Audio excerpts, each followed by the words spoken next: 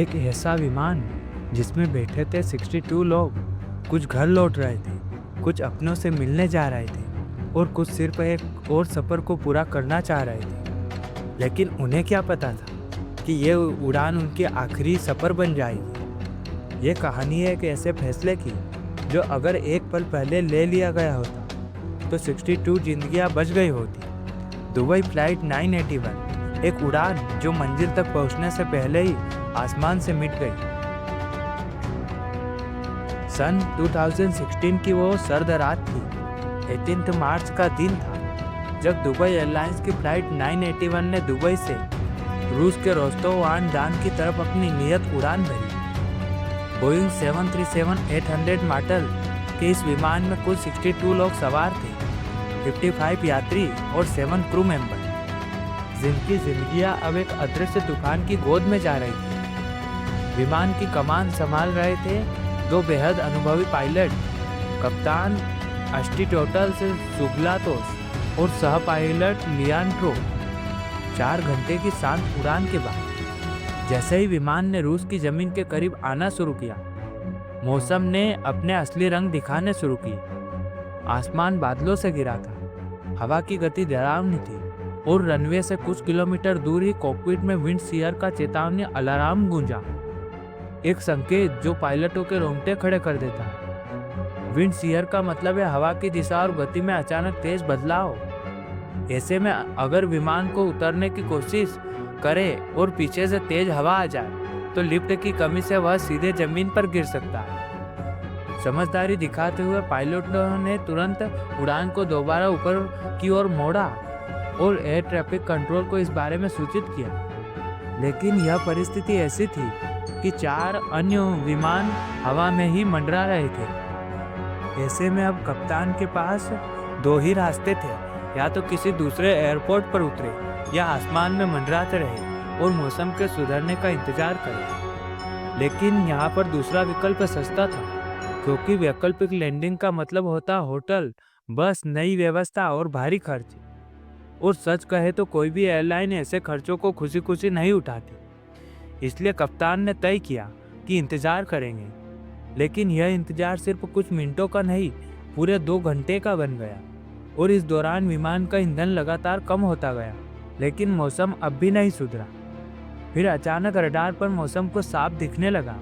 उम्मीद की एक नई किरण चमकी। कप्तान ने अब तुरंत निर्णय लिया, चलो एक बार फिर कोशिश करते हैं। लेकिन जैसे ही विमान दोबारा रनवे के पास पहुंचा, जबरदस्त झोंका आया और पायलट ने फिर से गो अराउंड मोड में स्विच किया। पर इस बार कुछ गलत हो गया। विमान ने अचानक तेजी से ऊपर चढ़ना शुरू कर दिया और फिर जैसे किसी अदृश्य हाथ ने उसे खींच लिया हो, वह जमीन की ओर बेहताशा गिरने लगा। कुछ ही सेकंड में विमान रनवे से टकराया। जमीन पर एक 1.5 मीटर खड्डा बन गया। चारों ओर मलबा, आग और चुप्पी। इस हादसे में कोई नहीं बचा। जांच शुरू हुई। सबसे पहले शक गया क्या बोइंग 737 में कोई तकनीकी खराबी थी, लेकिन नहीं, सिस्टम पूरी तरह से सही थे। फिर ब्लैक बॉक्स की इन्वेस्टिगेशन रिपोर्ट आई और वहां से चौंकाने वाला सच सामने आया। पहली बार जब विमान ने दोबारा उड़ान भरी थी, तब पायलटों ने विंड शीयर रिकवरी प्रक्रिया अपनाई थी, जो उचित थी। लेकिन दूसरी बार उन्होंने स्टैंडर्ड गो अराउंड की प्रक्रिया अपनाई, लेकिन उसमें भी जरूरत से ज्यादा थ्रस्ट दे डाला, जबकि ईंधन की कमी से विमान हल्का हो चुका था। और इतना थ्रस्ट उसकी गति को 40% तक बढ़ा देता है। और यही हुआ सबसे बड़ा भ्रम, स्पेशल डिसओरिएंटेशन, यानी कि शारीरिक गुरुत्व भ्रम। जब विमान इतनी तेजी से बढ़ा और आसमान से कोई स्पष्ट क्षितिज नहीं था, तो पायलट को ऐसा लगा कि जैसे विमान बहुत तेजी से ऊपर जा रहा है, जबकि असल में वह सीधा चल रहा था। उसने कंट्रोल स्टिक को नीचे की ओर धकेला और फिर 12 सेकंड तक ट्रिम बटन दबाए रखा। यह एक ऐसा समय था जब सिर्फ एक छोटी सी गलती, एक तेज धड़कन और एक गलत एहसास ने सब कुछ बदल दिया। विमान ऊपर गया, फिर सीधे नीचे आया, जैसे कोई रोलर कोस्टर अचानक टूट जाए। अब सवाल उठता है, सह पायलट क्या कर रहा था? रिकॉर्डिंग से पता चलता है कि वह पूरी तरह से होश में था। उसने कप्तान की गलती को महसूस किया, पर कुछ नहीं कहा। आखिर क्यों? क्योंकि उसकी ट्रेनिंग फाइल में साफ लिखा था कभी भी कोई निर्णय लेने में झिझक मत दिखाना। जरूरत पड़े तो कप्तान को रोको।